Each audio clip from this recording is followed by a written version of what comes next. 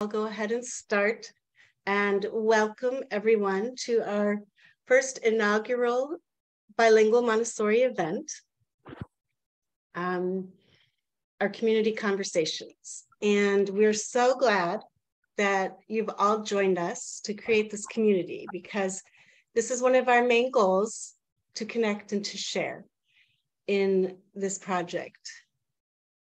And if you haven't done so already, I ask you to keep your video on and rename your profile with your name and the location from where you're calling, the country that you're in. To do that, if you hover over your profile, you can go to the top right 3 dots and click on that, and you can scroll down to rename, and you can rename and add your country so we can get an idea of where everybody is from. Thank you for that. And I will take a few minutes to introduce the team that we have. So let's see, there's a couple people that are not with us today, but I'll go ahead and introduce myself. My name is Amy Tobias, and I've been working in Montessori schools since 1990, and I've had about 10 years of experience in bilingual education, and I'm the project manager of this Erasmus-funded project. So we have 4 partner organizations that are involved. The Montessori Institute of Prague, which is led by Mirka Bulichkova, who is not here today due to another scheduling conflict, and she is very excited to be part of this project and our coordinator, and I'm sure she will be watching this recording afterwards. Also, we have an organization called Learning Ecologies, located in Estonia, and that's headed by Mary Kay McCobb, and she's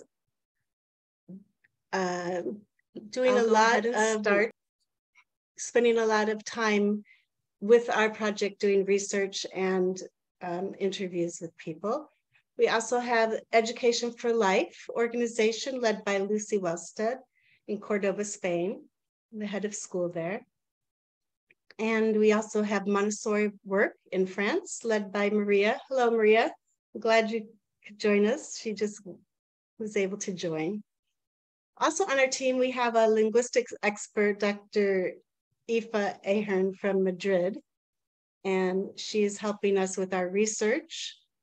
And Lucy Urban, I'm not pronouncing her name right, but Lucy, another Lucy from Prague, she is our SLA teacher and methodologist expert.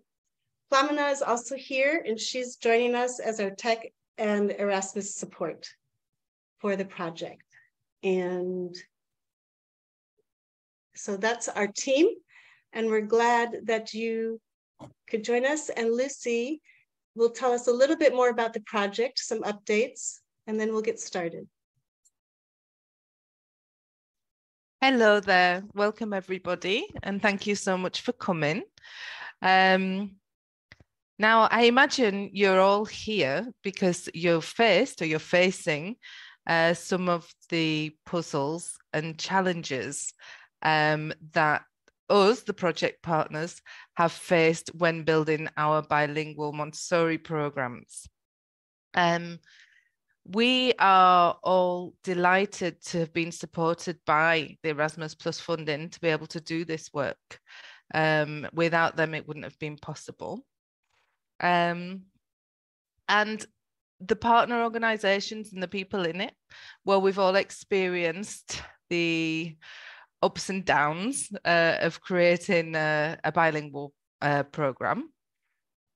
We know it's not a simple project, and it requires a lot of thought, a lot of planning, time, dedication, patience, and unfortunately there isn't a how-to manual, because the keys for building a successful program aren't the same for any 2 schools. It all depends on so many external and internal factors So our work is to help guide you through a process, sharing the experience we've had and the good practices that have emerged through all our ups and downs, and combine it with knowledge based on current scientific investigation in second language acquisition, so that you feel better equipped and prepared to face the challenge. It's really the resources that we're creating are things that I really wished I'd had when I started out on this journey 10 years ago. So what we want is to share our research and information so that you can all build strong programs that support children, not just in the language development, in all aspects of the development. We're busy at the moment writing the field guide. So in the project, we're going to produce the field guide. We're going to build the community, and this is the first of our community conversations. And we're going to design training courses. So at the moment, we've got our heads down writing the field guide, which is primarily focused on supporting Montessori environments that offer bilingual programs, but it's also going to be very useful and relevant for other similar programs or projects, especially ones with a child-centered approach to learning. So I really hope that you enjoy this first talk. It's all the talks we have planned are going to be packed with really useful information and practical advice and ideas, so that you can push on with your important work of bringing together communities through shared language. So I'll now, if anyone else has something to say, or if not, we'll start our talk with Birgitta. Well, I think we're going to do a little Menti exercise. Oh, okay. First, because although we've asked people to rename themselves and include where they're from, as you know, we can't see everyone on our screen at one time. So we thought it would be fun to do a Menti and just have people quickly type in the country that they're in right now. So Plemena has set up the Menti. Some of you may be familiar with this. Plemena, can you share the information? So you need to have your phone, your mobile phone in your hand. So you can either just go to menti.com, MENTI.com, and either type in the code, or you can scan the code off of your screen if you're sitting at a computer, and then type in the country where you are now. And I say the country where you are now because many of us are originally from one place, but we live somewhere else. So we'd like to just get a sense of where everyone is right in this moment, the country where you are. So we already have our first replies. United States, the Czech Republic, Colombia, Italy, Turkey. Wow. Germany is a big one. Birgitta is bringing her fans with her, her local fans. Philippines, France, Switzerland, Denmark, Slovenia, Japan. It's amazing. It is, it's amazing. Turkey, Georgia. We have people from Colombia, look, and Mexico even. Wonderful.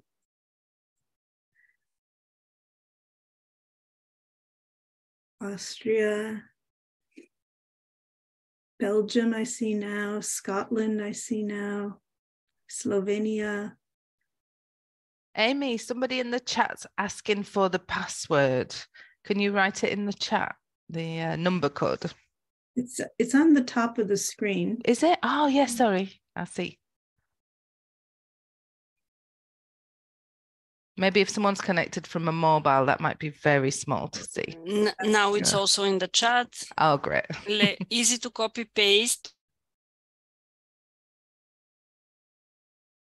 So if you're just joining, go to menti.com and type in the code, the number that's in the chat and on the top of the screen, and tell us the country that you're in right now.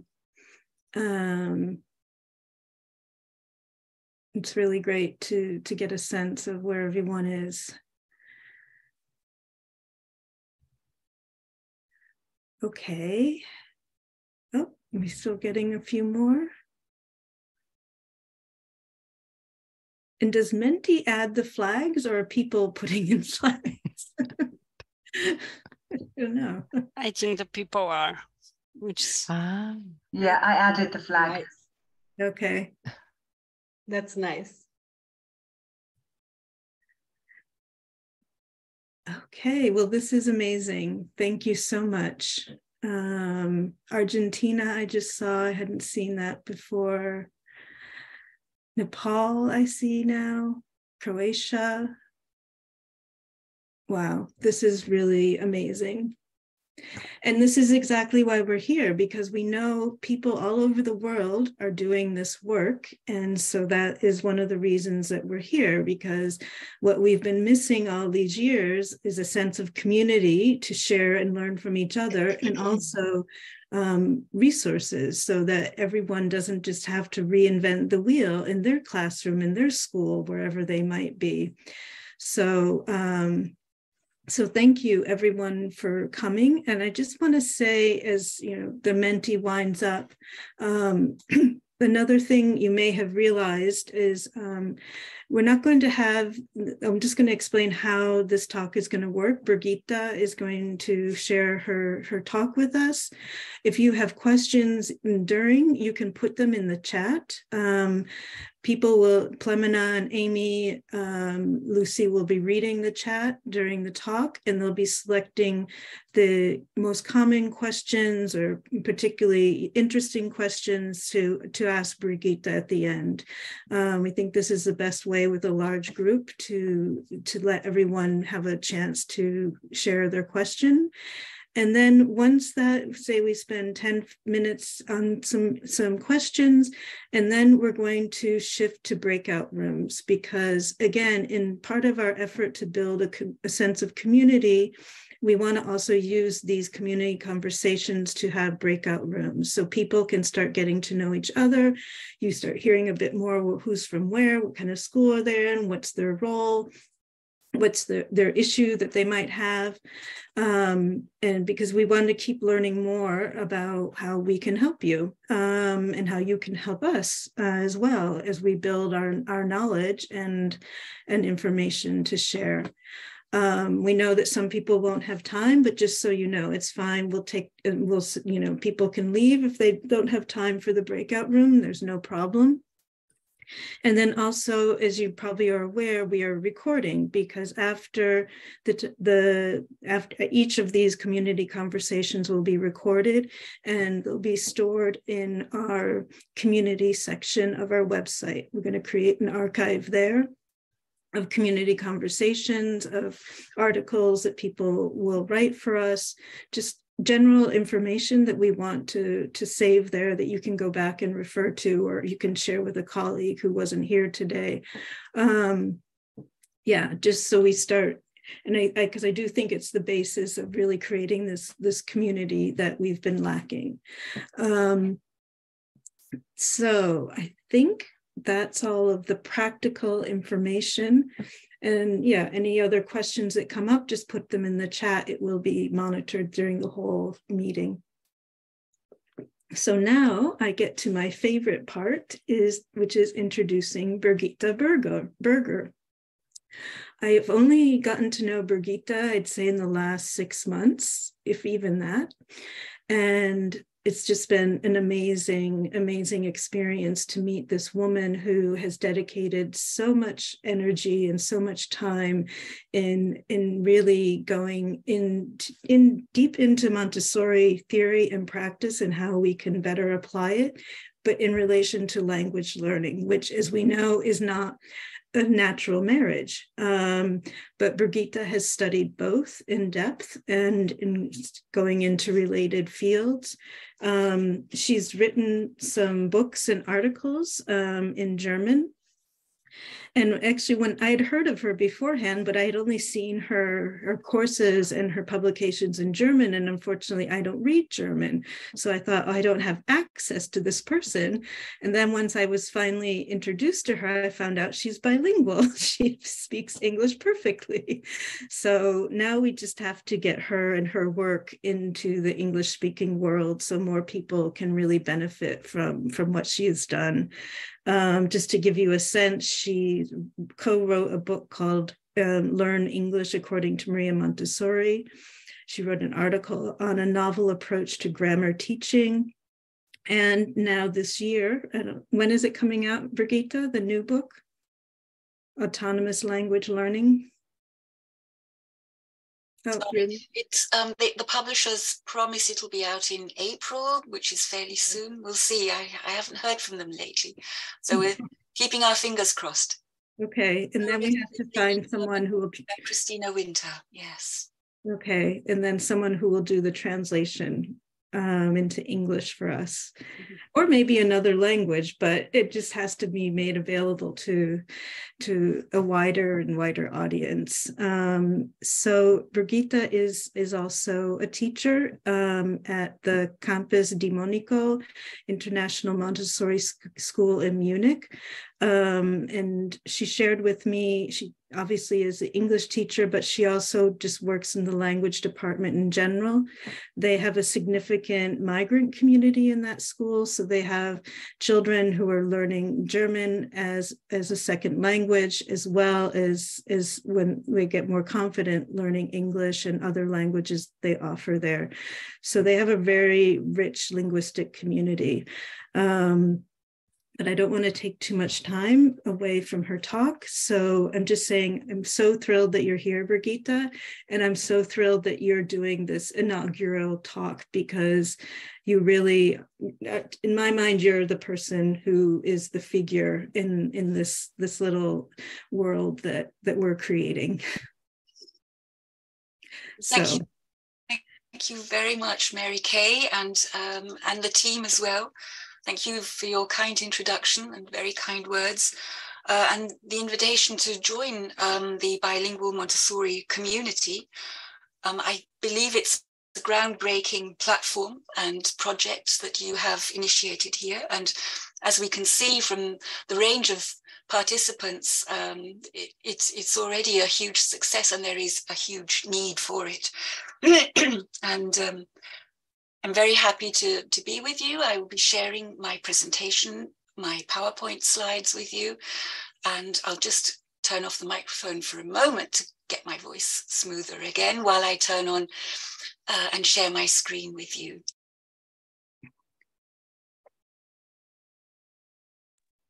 So I'm back here, and yes, I've given the talk that I've prepared for you this afternoon the title Successful Language Acquisition and Learning in a Montessori Environment. That's what I believe all of us are focusing on, looking for, working on, and trying to join forces to accomplish. And perhaps I can contribute a little by just sharing my insights and my experience with you today. This is just a short overview and outline of what I've planned. I don't want to overwhelm you, but you can see we're going to start off with Dr. Montessori and her own observations of language acquisition, and then have a look and compare the two terms and the two concepts of acquisition and learning of languages. Stages of language acquisition, look at brain-friendly language work, and then, of course, how language work can take place in Montessori schools is going to be just a very, very brief look at that, because the whole of the Montessori bilingual Montessori community conversation is going to be focusing that for the next months. The term autonomy is a term that you will come across more often during this afternoon's talk, and I'll try to give you a little insight on that. And at the end, there'll be a few references and ideas for further reading. I'd like to start out with Dr. Montessori herself.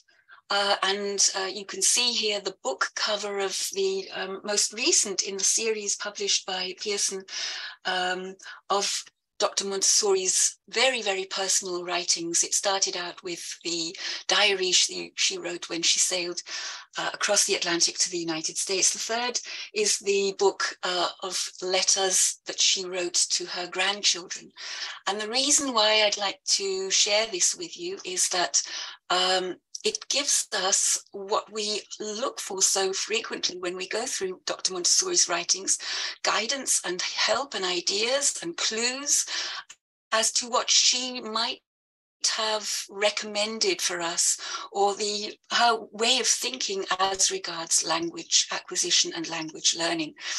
And this insight is actually into the very, very private family situation of the Montessori family. I'll show the book to you and share it with you with my document camera, so you can see I've got the copy lying here. And I'd just like to read you a very short passage that gives us a little bit of an idea of what the Montessori family's life was like. Here we're at the stage before Dr. Montessori and Mario Montessori departed for India.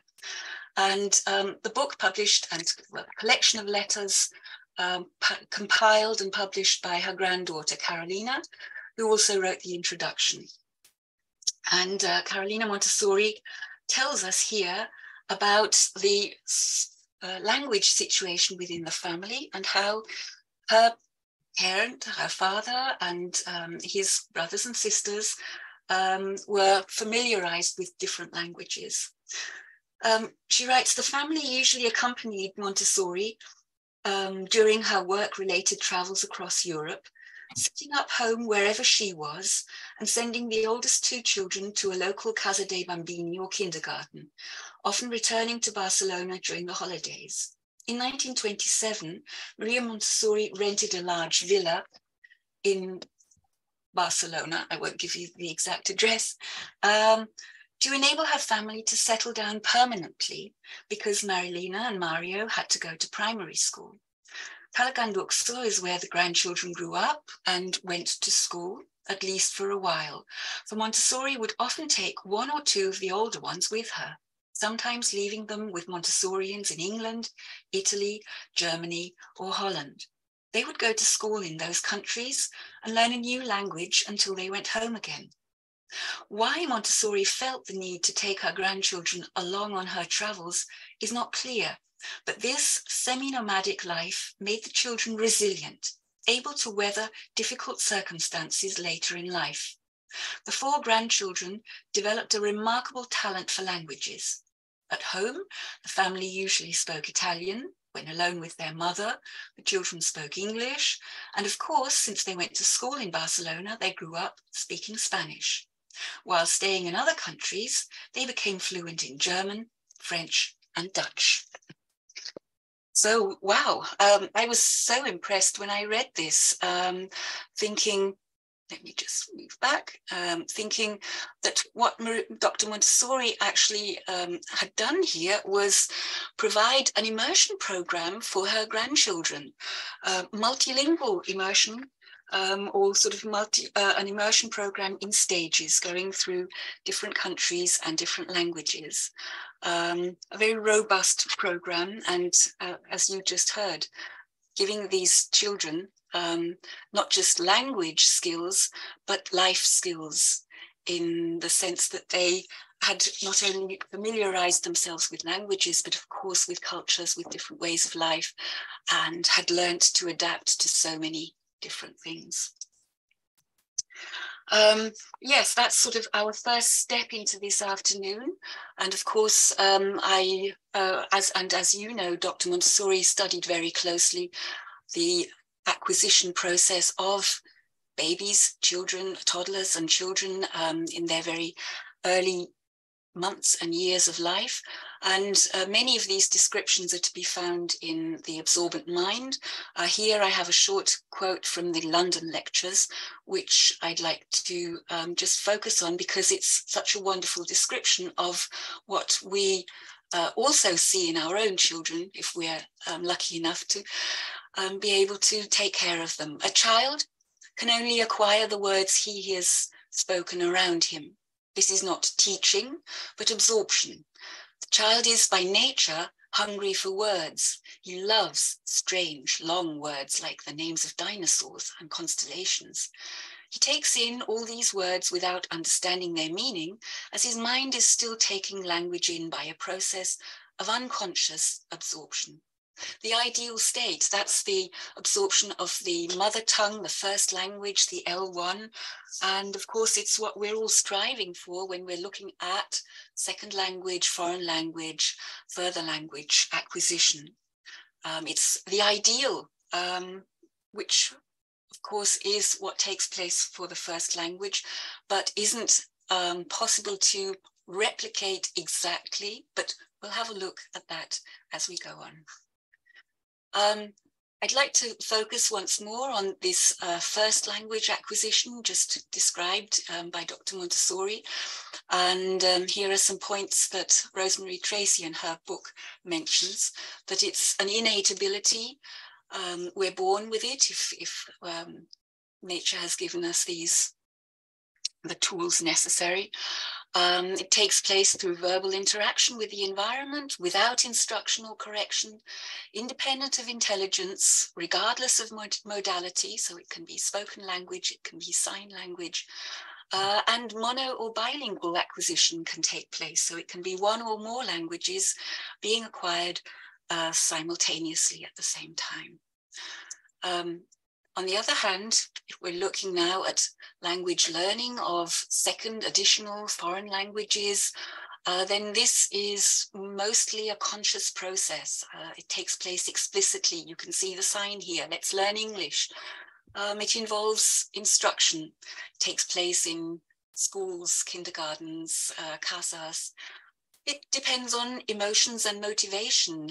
That's what the research tells us is incredibly important for this language learning to be successful. Positive emotions and intrinsic motivation. The success in acquiring and learning an additional language, a further language, is linked to the language level, the competence in the first language. It's also influenced by intelligence and literacy levels. And it is age dependent in several ways. The younger children are, the easier they find it to acquire a language. But actually, older learners do have advantages too, in that they are already familiar with learning patterns, their own learning preferences, learning techniques, strategies, and very often a very strong motivation, a very strong need or desire to learn a language, which puts older learners at an advantage. Here just again to compare and contrast the two, acquisition versus learning, so implicit versus explicit, informal versus formal situations, whereas in language acquisition, a sense of what is right just develops naturally, a grammatical feel develops, and in learning, the learner tends to use or is confronted with grammatical rules, whereas acquisition depends on the attitude. Aptitude is what is decisive for learning. There's a stable order of acquisition in first language acquisition, and the order of learning of an additional language can be simple, can be complex. We'll look at that in a moment. We'll also have to keep in mind, and as Montessorians, we are very, very much aware of the different stages or planes of development of children, youngsters, children, teenagers, and young adults. And we also need and should regard these when we're looking at language development. The developmental needs of children and teenagers vary And this also holds true for language development. I'll show you on this outline here what happens as regards the 4 planes of development and language development. Language acquisition that we've just been looking at is what is predominant in infancy and in early childhood. The implicit learning or implicit acquisition of a language. Whereas as we get older, we tend more and more to be learning consciously, combined with knowledge of the world. A sensitive phase for language acquisition, the window, so to speak, to use Dr. Montessori's terms, is of course in infancy and childhood. We know that the ability to learn a language without an accent is sort of something that can take place up to the age of about 12. But yes, as I said, we're not off the map as we get older. But what we need to regard and to bear in mind as we're working with older learners is that for them, the development of the social personality, finding their role in their community, in society, in life, has to be taken into consideration, has to be linked not only with language learning, but with every aspect of learning at the stage of the 3rd and 4th plane of development. Stages of language acquisition. I just mentioned that there are stages. We know these from first language acquisition. We know that all children develop language in a similar way, that they begin with just sounds and then babbling and then syllables and then one-word utterances. And studies have shown that second language acquisition follows a very similar pattern. One German researcher who has been studying this is Manfred Pienemann, and he formulated the so-called processability theory, whereby learners of any language go through universally identical stages of acquisition, and the order of these stages cannot be changed, but individual learners' speed and progress can vary significantly. So we all have to go up the same steps and stairs, but some of us are faster and quicker, but there's not really any chance of just skipping a stage or a step. And if we look now, not just at the acquisition, but also our role as guides and teachers, then what follows from this processability theory is the hypothesis that only the learnable is teachable, only what is accessible can also then be presented successfully to a learner, if it's within his or her reach, if it's within the sort of the next step, the zone of proximal development, which is, to quote Vygotsky's theory. So if that is accessible, then there is sort of a point, a real sense in presenting this to a learner. What does that actually mean in practice and in terms of real language?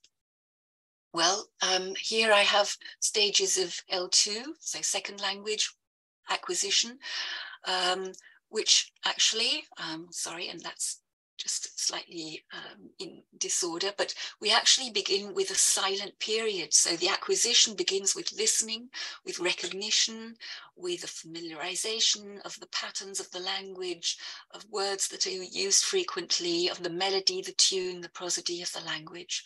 And then we begin to see language production taking place.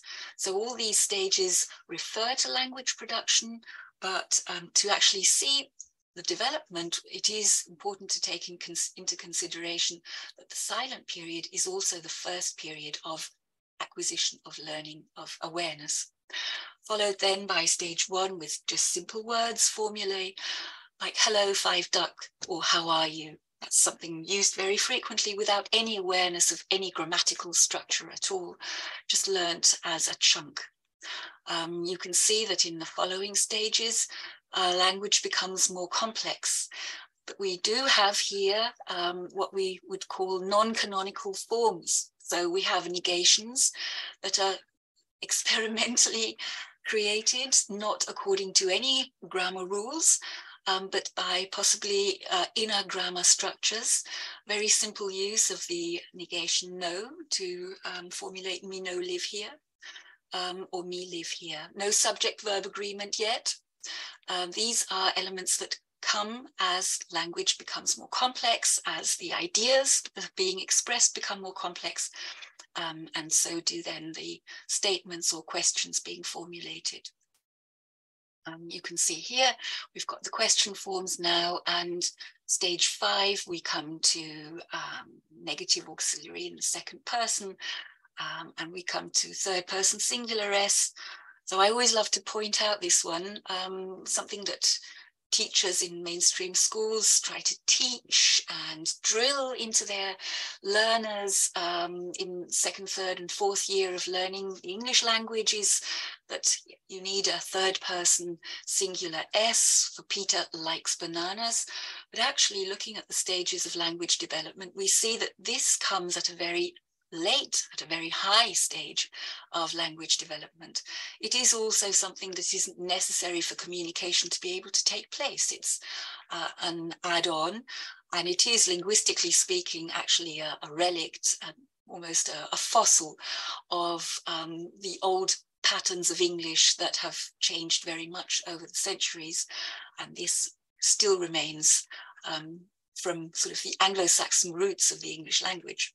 So just to sort of make aware or help you become aware of what is possible and what learners are able to do at different stages. There's another stage here, an indirect question formulated. It also helps us realize that what learners are producing is the language that has developed. It is their actual current stage of language. Our goal, our intention is for them to move on. And to show you that, again, from another perspective here, Larry Selinker's interlanguage model. He describes what I've just been showing you in this picture here, showing that from the left side, where we have sort of no knowledge and no competence in the target language at all, we're starting off with the first language, L1, and then input, L1 knowledge, universal properties, literacy, different individual styles and special sort of characteristics of each individual learner. Also metalingual awareness lead to a development of this interlanguage, which is a constantly changing language. It's similar to the language of children when they learn their first language, the mother tongue. And our goal as guides and practitioners and teachers is to enable learners to move on. So for this to be a continuing spiral and for them not to sort of remain stuck anywhere, but also it does provide sort of something like relief, because we, the learners and their parents, whom we should always also take into consideration, can just be aware of the fact that what they are producing is their learners' language, and that they are not, after a year, 2 years, 3 years, able to produce native language, native speaker-like language. And that enables us as Montessorians to work in a completely different way, with errors, with non-canonical forms being produced, because we know that this is actually the learner language and that it's going through stages. Just because so many of us are aiming for bilingual programs, because many of you may be already working with CLIL, with content and language integrated learning, so taking the target language, English in our case here, and combining that with content, for example, in the field of geography, history, biology, science. It is very, very helpful and important to be aware of the different levels of language that are acquired. And Jim Cummins and his iceberg theory show us that what we acquire first is sort of everyday language. It's what he calls BICS, the basic interpersonal communication skills, the language necessary for everyday communication and interaction, which develops very quickly within 1 or 2 years, possibly even. Whereas the language that we need to study content in a subject area such as biology, history, geography, is sort of the bottom of the iceberg. There's a lot more there that needs to be acquired and learned before learning of complex content and factual knowledge, subject area content, curricular content. Before that can be acquired, a lot of language learning needs to take place. And we just need to know this in order to then find ways to enable this to take place. I did mention that we were going to look at the brain and the way neuroscience has now shown us that the brain works. In Dr. Montessori's time, her observations were of the child, external observations of the child's activities and language production. What neuroscience can do now is actually look inside the brain and show us that almost all areas of the brain are involved in language work, in reading, for example, words, in hearing words, in thinking about words or saying words. So you can see even for the area of vocabulary, you've got 4 different areas of the brain that are involved, and there are many more. And it's really fascinating to see what neuroscience can show us in this field. It shows us that the brain is actually just like a huge network. It's not a simple structure, and that means that we, again, as teachers, as guides, have to find many manifold ways of working with language in order to enable all these different brain areas to respond and to then pick up the information that's necessary. Brain-friendly language work, what can that look like, or what takes place if we're doing a kind of, or preparing our environment and working in classrooms in such a way? Then our work and the work with the children, with the learners, should awaken their curiosity. The content we're using and the content we offer or we enable them to work with should appear relevant and be relevant to our learners. We need to create a space for them that is free from stress and that is free of any fear of failure or other fears. We need, of course, to cater to variations of their individual development and characteristics of learning styles. We should involve, as far as possible, problem solving, musical or physical activities. There should be an element of natural repetition involved, something that we see in children, for example, in the Children's House. When they repeat an activity, that's where they're naturally, intrinsically going through stages of repetition in order to become masters. And if we can provide a setting in which this can also take place for language, then mastery of language will develop. Yes, brain-friendly language work allows pictures, images to speak and to work, because again, those are things that our brain can work with extremely well. Pictures are much easier to read, to interpret than words, than written language. And brain-friendly language work also involves social spaces for collaboration, for cooperation, for peer work and for peer learning to take place. What are the pedagogical implications of what I've just been showing you and talking to you about? I found this is obviously from the Zoom era. I will teach you in a room. I will teach you now on Zoom. I will teach you in your house. I will teach you with a mouse. I will teach you here and there. I will teach you because I care, and that's what we all do. But actually, looking at our role as teachers and guides, for brain-friendly learning, for successful learning to take place, what we do actually need to do is focus less on teaching and more on learning. A quote here from Barnes, as cited in Lenny Dunn's work, that learning is to develop relationships between what the learner knows already and the new system being presented to him. And this can only be done by the learner himself. Very simple, very basic, and I think we all know it. But again, in language work, we need to be aware of it just as much as we do in other areas. Which leads to the conclusion that what we need to do is develop learners' autonomy to enable them to become builders and masters of their own learning. How do we do that? They're not competent at the language work, but they are skilled at becoming responsible, self-organized, and self-driving. And how can we implement that in language work? That is the driving question, also behind many years of my work and my colleagues' work that is now going to be published.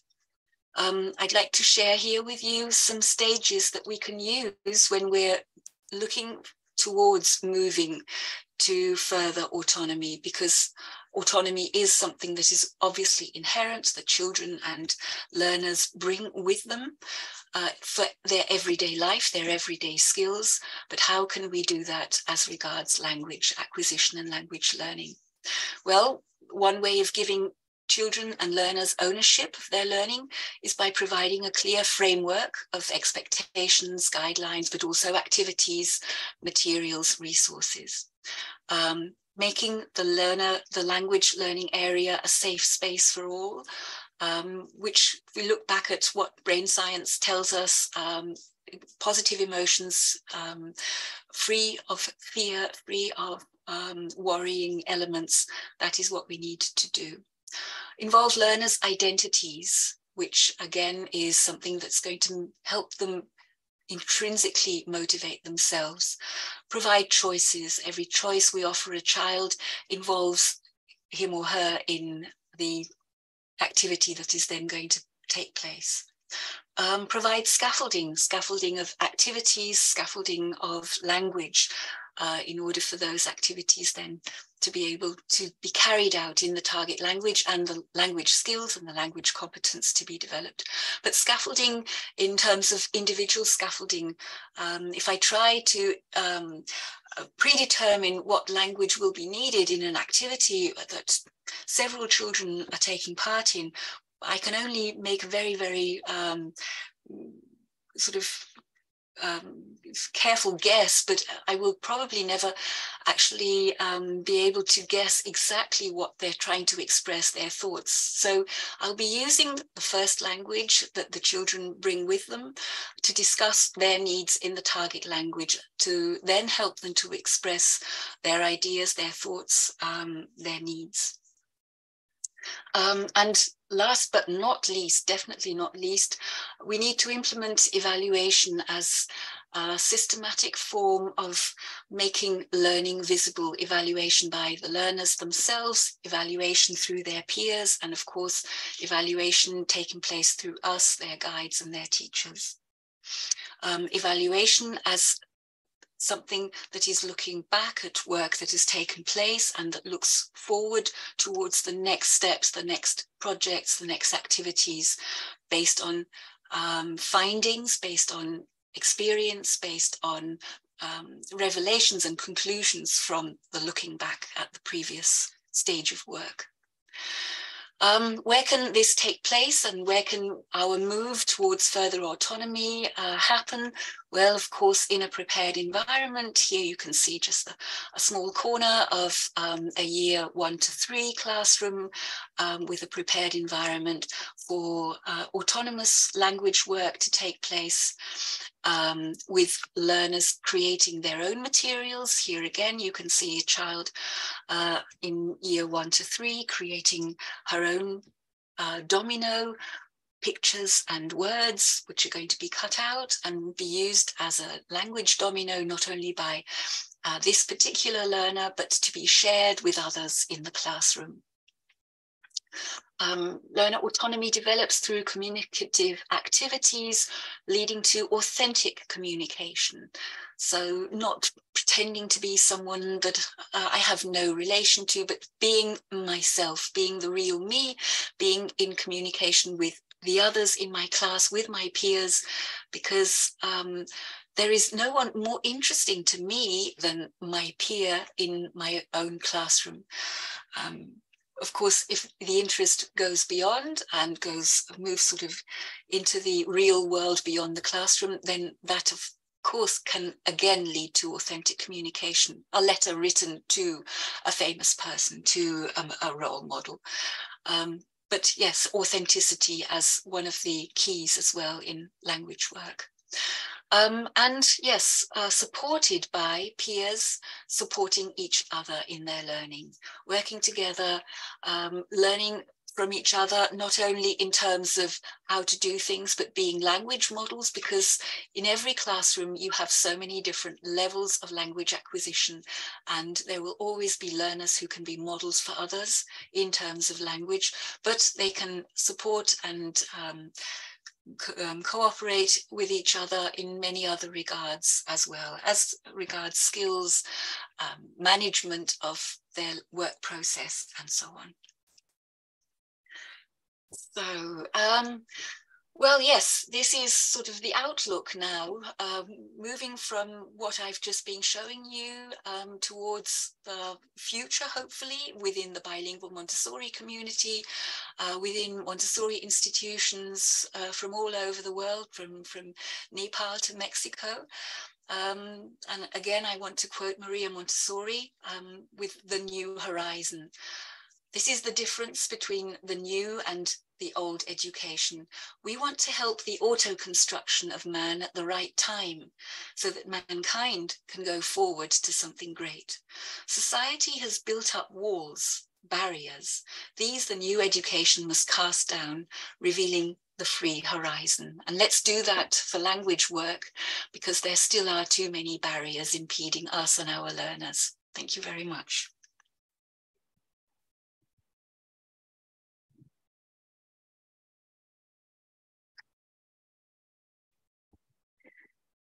Thank you, Birgitta.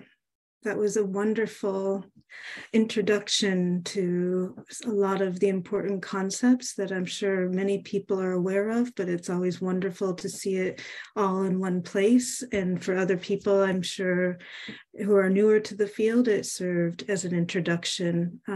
Thank you very much for pulling it all together for us in this nice, concise presentation.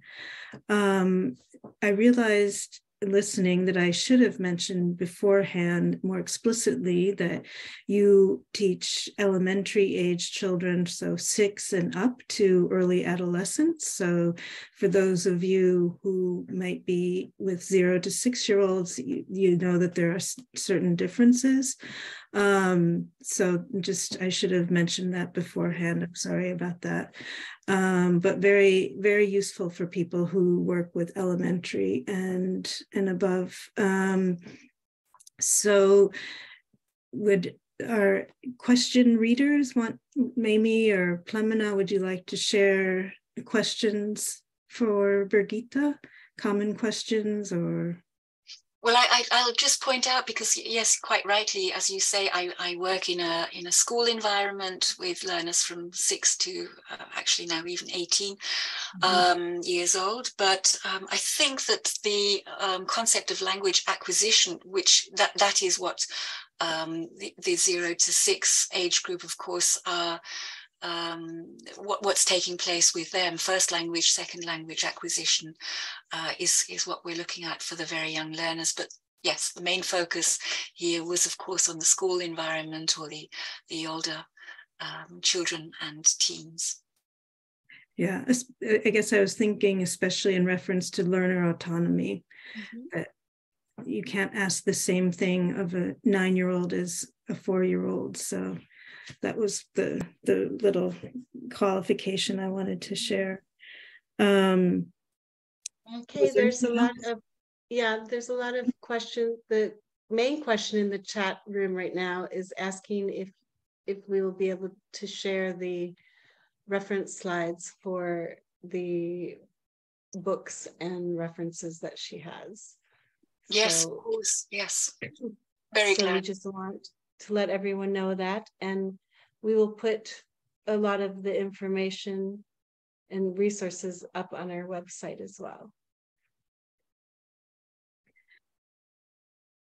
And Did someone share? Oh, go ahead, Mary Kay. No, I have a question or two, but I want to wait, give the audience a chance.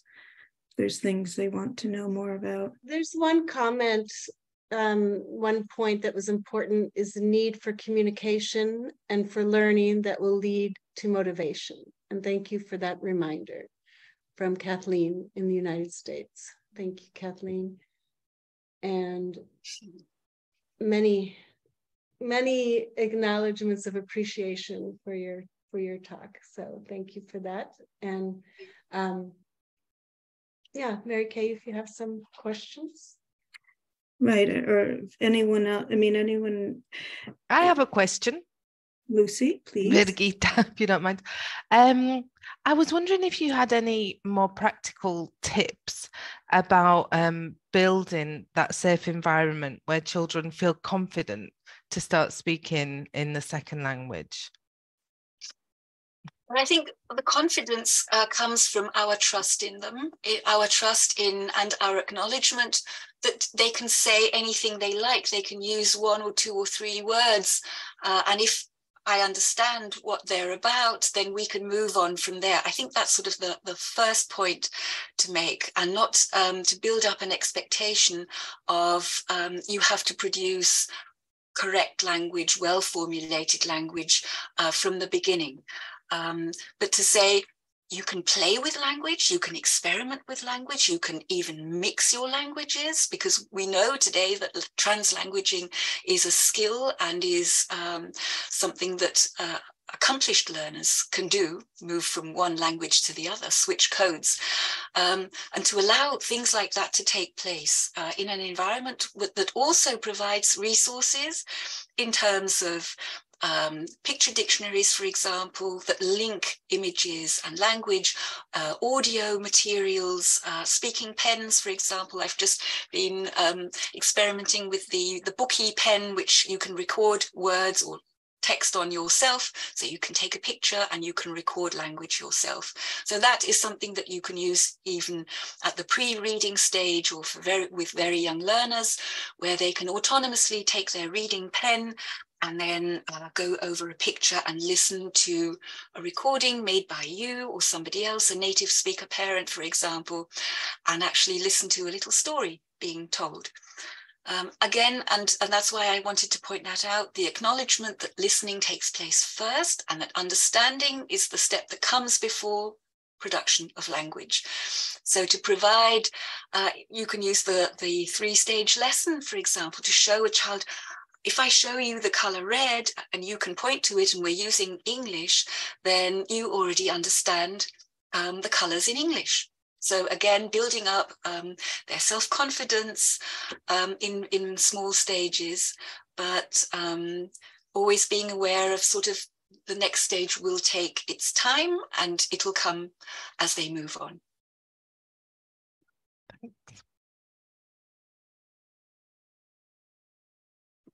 Maria, do you have a question? Yes, I have a question about evaluation. Birgitta, you mentioned that evaluation is important to make learning visible. And I think it's an interesting concept. Could you elaborate maybe a little bit on this and on these 3 examples with the self, peer, and adult evaluation?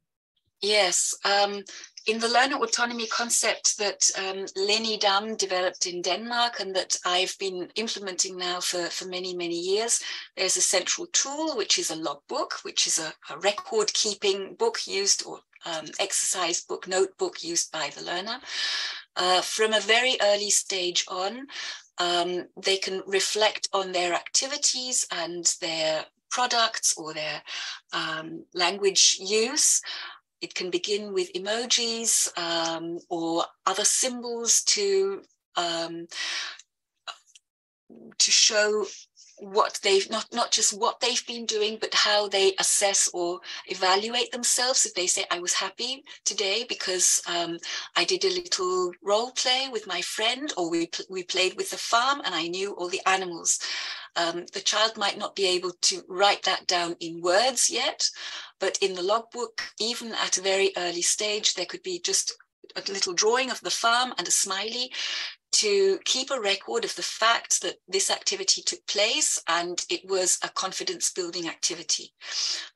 The feedback from the peer could be from another child, just verbally, that was fun. And from the teacher, I saw you using many words there. But as soon as we put it in writing, it becomes not only visible, but it's possible to see the development and the stages of development going over time, taking place over time. And if you then go through the logbook, and I've just given you examples for very young learners, obviously older learners are capable of doing more and more complex evaluations, using more language, using the target language, that it enables them to see their progress. I hope you can't hear the dog barking. That enables them to see and to read about their progress, but also to see it in terms of the language they're using. So we actually have here two things taking place at the same time. We have the evaluation, and we have the evaluation using the target language, which is going to also enhance language skills again. It's a language that is fairly repetitive. I can scaffold it as a teacher. I can give posters, or I can give index cards to support, to scaffold this self-evaluation, looking at my work today. What am I happy with? What were my successes? What were my challenges? And I can then use the English language, the target language, to keep a record of that. Just to give you it's difficult to sort of pack it into a few sentences, but I hope that gives you an idea of what it could look like. Yeah, thank you. I have another question from someone in the chat. It's an interesting question from Spain. Can a regression occur around the start of the second plane for a child who had L2 acquisition in a 0 to 6 and seemed to have an ear for the language, but later starts to make typical errors for L2 learners? And why might that happen? Something to discuss, isn't it? It's a good specific question. I think I need to chew on that first. Yes, I think it's a very, very interesting point. It's probably an observation made by this colleague. Right. I think I'd like to know a little bit more before I could actually answer it. It's not something I've noticed. It's just speculating now. You know, it might be the different formats. It might be the written language that is now more prominent, whereas in the first and second plane, it's probably all been oral. So it might be that could be intimidating or could be daunting in some way. But that, as I say, it's pure speculation. Yeah. I think I would need to know a little more. Sure. Seems there's a lot of different factors that can be involved in affecting the pathway of learning language. Exactly. So. And I think that's what tells us there is no sort of one size fits all. We need to provide as many different opportunities. And there are children and teens as well who are book lovers. And there are others who will just run from you if you even show them the dictionary. So we have to work with them all. We want to work with them all and find different approaches to offer them, because we cannot make it happen. We just want to enable it to take place. I could add something to that for the question. Something I've observed in our environment is that sometimes in the second plane, when children are in this social stage and the relationship with their peers is so important, sometimes they start to mirror language errors that their peers make, even though beforehand they may not have made those errors. So that could be one of the reasons it may happen. Yeah. Might well be, yes. Yeah, interesting. Because the peer group is so important. Right. Yeah, I agree with you. Yeah. Well, speaking of peer groups, I think maybe now would be a good moment to shift to our breakout rooms so we can talk to our peers more directly for a few minutes. So I guess just to thank everyone who can't stay until 5:30, another 20 minutes, or to say goodbye and thank you for coming. And hopefully you'll come to our next few talks, which also will be focused on strategies for elementary classrooms. And for those of you who can stay, Plemena is creating breakout rooms for us to be able to speak with each other and start to get to know each other a little bit. And essentially, once you're in your room, you'll introduce yourself, share where you're located and what is your role in your school. If you're not in a school, what interest brought you to this meeting? And if you have particular needs, how Bilingual Montessori, how we as an organization can help you, needs that aren't being met, that perhaps we can do something about. So that's the purpose of the group. Plemena, I don't know if the groups are ready. Are they ready, Plemena? They are ready, yes. Great. So I think it'll be maybe, about 12, 14 minutes, you think? Okay. 14 minutes, yes. Okay. And then we'll all come back together and we'll do another Menti.